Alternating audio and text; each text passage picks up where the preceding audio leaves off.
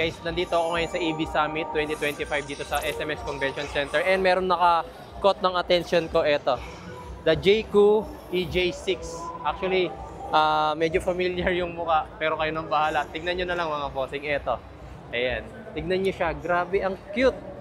Para siyang Defender, ano? Tapos meron pa siyang ladder dito. Tara, dun muna pala tayo sa harap. Mamaya ako napapakita sa inyo kung magkano yung kanyang presyo. Pero pakita muna natin yung kanyang feature.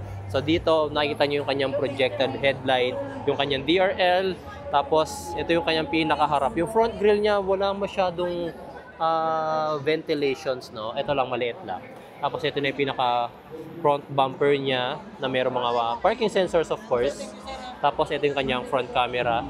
Ayan, ito yung kanyang itsura sa harap, guys. Kaya sabi sa inyo, parang medyo familiar, di ba? Ayan. Diba? Medyo nahahawig kasi siya sa Defender. Okay? Tapos, meron siyang fender flares. I think this is the stock. Hindi to upgrade. Stock pa niya. Tapos, I don't know if this is a signal light. Pero parang may ilaw kasi sa loob. Tapos, ito yung kanyang gulong. The size of this tire is rim 19. Tapos, front disc brakes na rin siya. Ayan. Tapos, syempre dito sa kanyang side mirrors, meron siyang camera. Yan. Tapos meron siyang accessory dito sa gilid. I don't know kung ano tawag niyo dyan. Luggage bag. Tapos syempre ang ganda niya kapag nalagyan siya ng roof carrier. Oh. Ang ganda. Astig. Maganda talaga yung color. O, diba? Tapos, ito yung kanyang likuran. EV. I think this is full EV. Mukhang hindi siya hybrid. Tanong na lang din natin.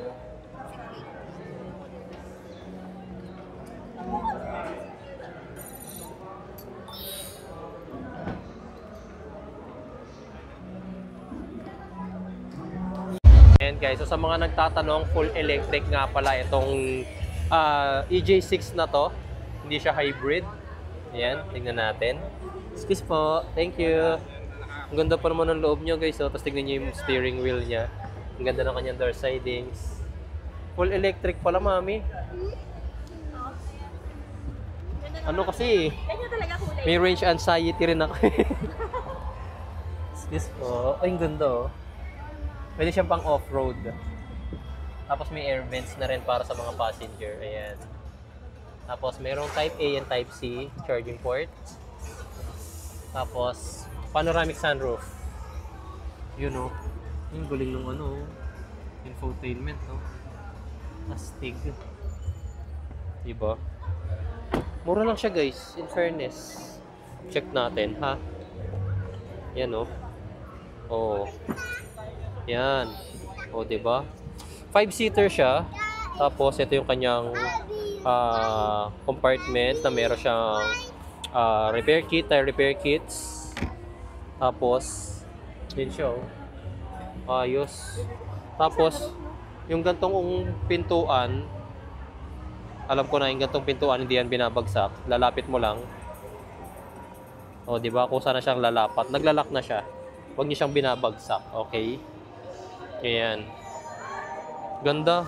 Full EV. Para sa mga may range anxiety, hindi pwede sa inyo to kasi meron lang siyang maximum range. Tapos, meron nga pala siya in two variants. Meron siyang rear wheel drive. Okay? Pero meron siyang all wheel drive. I think this is the... Yung, kung interested kayo sa product na to, ang price nga pala niya, yung kanyang rear wheel drive is 1,579,000 and then yung kanyang all wheel drive is 1,769,000. Mura. Mura. Ganda niya guys. May tao lang sa loob eh, pero astig yung forma niya. Okay? So medyo nag-caught din siya ng attention ko.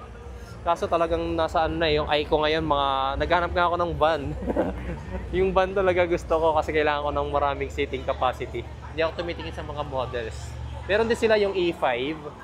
Yung E5 naman nila is, ito.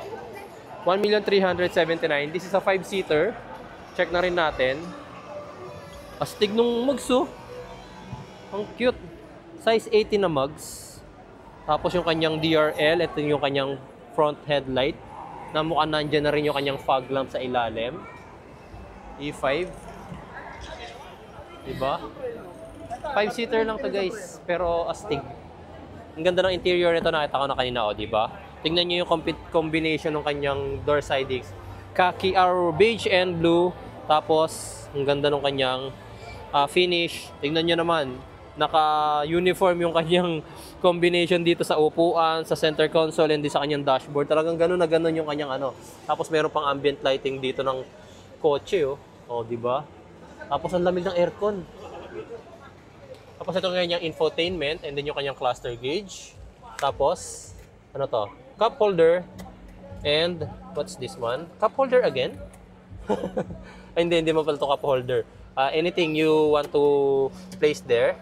Cup holder. I don't think na ano to, na wireless charger. Yung kanyang armrest na merong air vent. Oh, diba? Pwede kayo magpalamig ng drinks dyan. Ang cute ng kanyang steering wheel. Kasi yung ganda ng combination ng kanyang beige, blue, and then yung bronze. Tapos ito yung kanyang interior. Ang ganda rin ng kanyang rear view mirror with USB port dito para sa dashcam siguro. Tapos yung kanyang maliit na panoramic sunroof. Pag maliit na panoramic sunroof, ano ba tawag? Moonroof. Okay. Tapos ito, naka power seats. Ganda. Okay. Ang cute, ano? Tapos, second row. Ang ganda, ang astig kasi ng upuan niya, guys. May pagka-racing seats din siya. Tapos, kung mapapansin nyo sa kanya, ang ganda ng feels ng kanyang leather. Yan.